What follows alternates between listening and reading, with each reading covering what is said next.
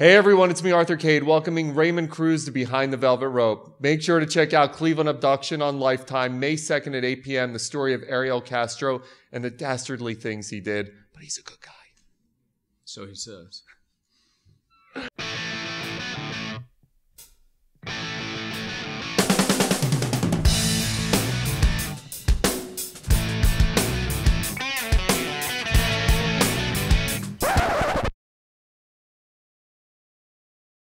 Hey everyone, it's me, Arthur Kade, Raymond Cruz. You and I were just talking about you are playing one of the most evil, known, sadistic, crazy dudes of probably the last decade. And here you're like the nicest guy. You're 30 pounds lighter than that guy. I'm like, this can't be a match. Maybe they brought the wrong actor in. But no, you're really the man starring in Cleveland Abduction. Talk to me all about it. Oh, yeah. It was a very challenging role. I mean, it just right off the bat had to gain 30 pounds. Immediately, because I wanted to manifest his look, because everybody knows what Ariel Castro looks like.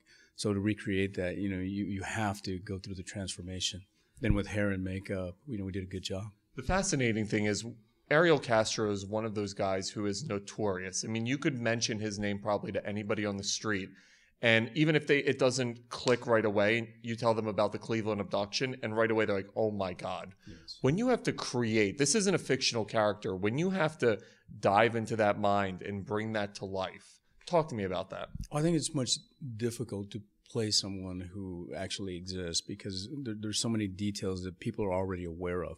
So you're not just creating out of like thin blue air. You actually have to try to match. You have to try to find, and then you have to try to understand what motivates this guy, why he did what he did, to bring it to life.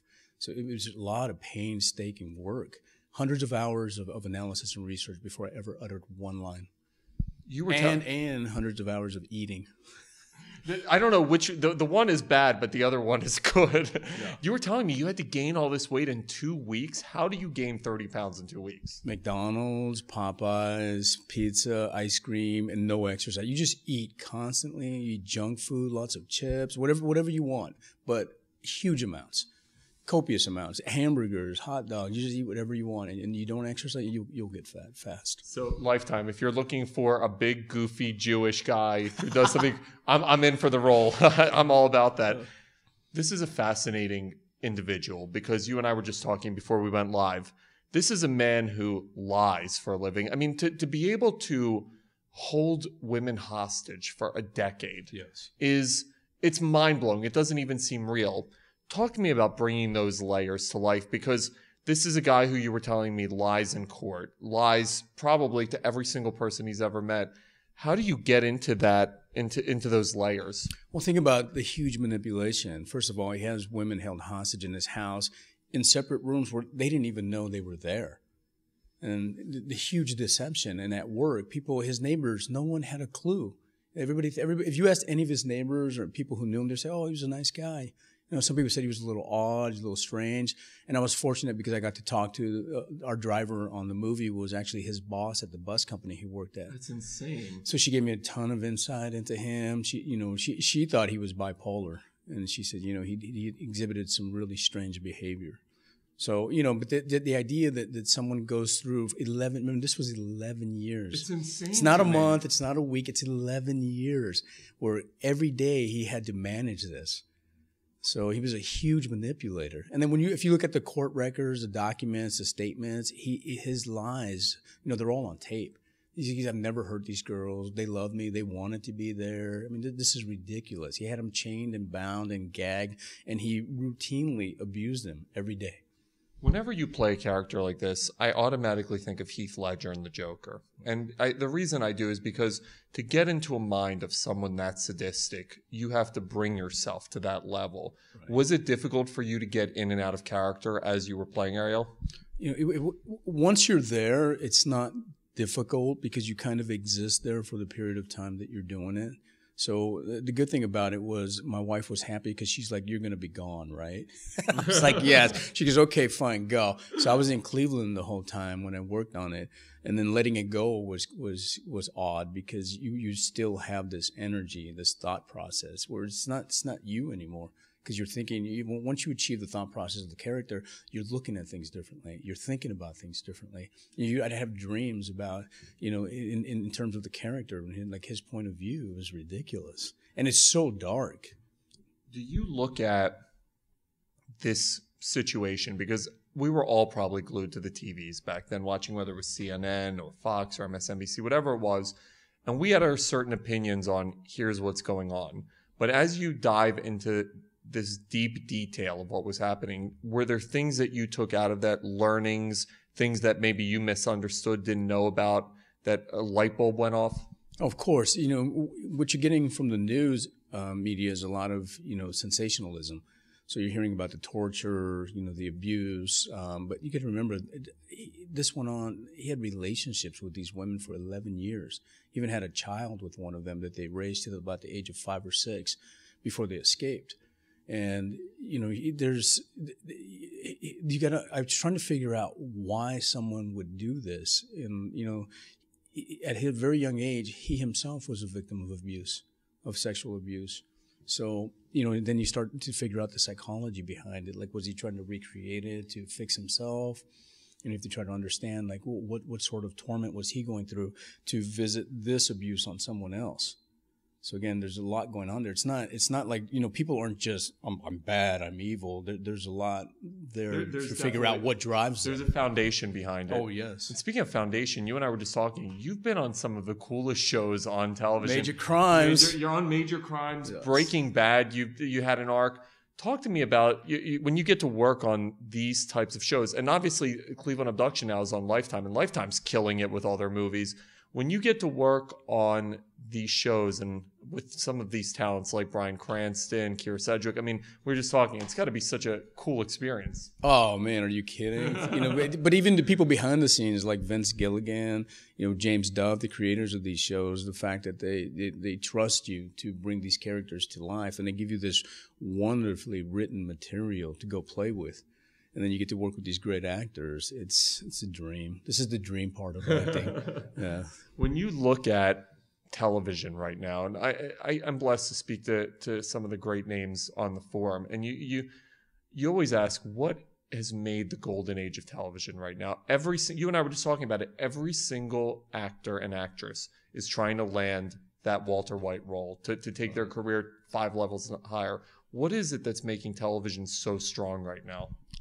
Honestly, I believe it's, when cable opened it up, because cable, there's different rules. You can do a lot more. You can be more graphic. You can show more stuff. And then you have, your pay-per-views, and you have HBO subscription where, they can basically do whatever they want. So people gravitate there because, they're not bound by certain rules. And then you see this amazing writing, these programs that are coming out, like Games of Thrones. It's incredible. Oh, yeah, Shameless. Like, I love watching Shameless. I'm a huge Shameless fan. Bill's the best. Oh, and then, like Breaking Bad, you would never get that on network television. They would never allow that to exist, first of all. And then you got, this anti-hero character, Walter White, this man who is at the end of his rope. He's dying, so he makes a last-ditch effort to save basically his family. And it becomes this huge, anti-hero saga. You and I were talking. You didn't even want to take the role in Breaking Bad. And it's crazy. I hear this story all the time. I'm like, I turned it down 3 times. Because you and I were also talking about this, where Breaking Bad didn't become Breaking Bad until season 3. And it's like the Seinfeld story. These shows are barely hanging on. Then all of a sudden they develop their following. Yeah. Well, again, first of all, people have to have cable. So, and there's so much out there to watch. But when people started catching on, when they could binge watch, like on Netflix, and watch Breaking Bad, they were getting the whole story. So it wasn't just like, one episode. They were watching the whole saga unfold like in a day. So, and people are like, oh my God, this is amazing. Yeah, it's kind of the model for the future, where you can watch what you want when you want. So people are just going to watch a whole series, 20 episodes, like on a weekend. Do you ever look back and say, thank God I took that role? What the heck was I thinking? Sometimes I do. Sometimes, I think about the injuries that I incurred. Like I almost broke my nose. Vince. Oh man, I did most of my own stunts. I pulled muscles, strained tendons, but you want the physicality to match the energy. So I knew this going in. That's why that's why I turned it down when I first read it. I was like, oh, man, they don't even know what they want. And then what I want to do with it. Then I'm like, this is going to be very painful. It's going to be emotionally, You're mentally. an actor's actor. I would be the total opposite. I would be like stunt double.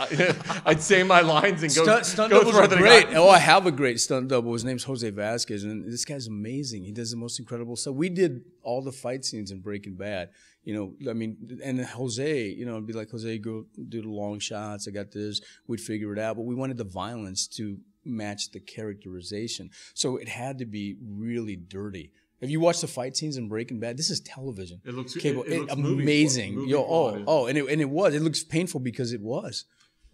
With Cleveland Abduction, I've gotten to see some of the previews, and this thing looks incredible. And this is, again, I think also what is making the production value of what's happening on TV right now is insane. Amazing. But it looks so authentic. It looks like a gritty independent film. It does. It's exactly. It reminded me of like The Wrestler, that raw. Oh, that's it. That's exactly that raw edginess. Like you don't realize, like even seeing it, they look like they're living in squalor to a certain degree. They were. Well, the great thing about it is you won't feel like you're watching a movie. You'll feel like you're present in these people's lives. You'll feel like you're in this house, in this small, dirty place, and you feel like you're being held captive there. And I think that's a great thing about the movie, because we want you to know what it was like. Because it's not just a story about this sadistic guy who, kidnapped these women and then abused them. It really is about Michelle Knight. First of all, she's a hero because this woman would not give up her faith. She would not quit. She always believed that she would go home one day, that she would be rescued, that she would come out. So it was this undying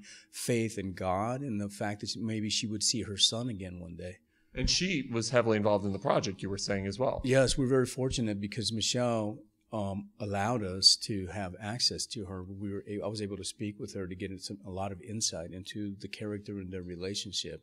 And, and then she would tell us basically how things happened and where they happened, and if you read her book is called Finding Me, and it's a great book. It will make you cry.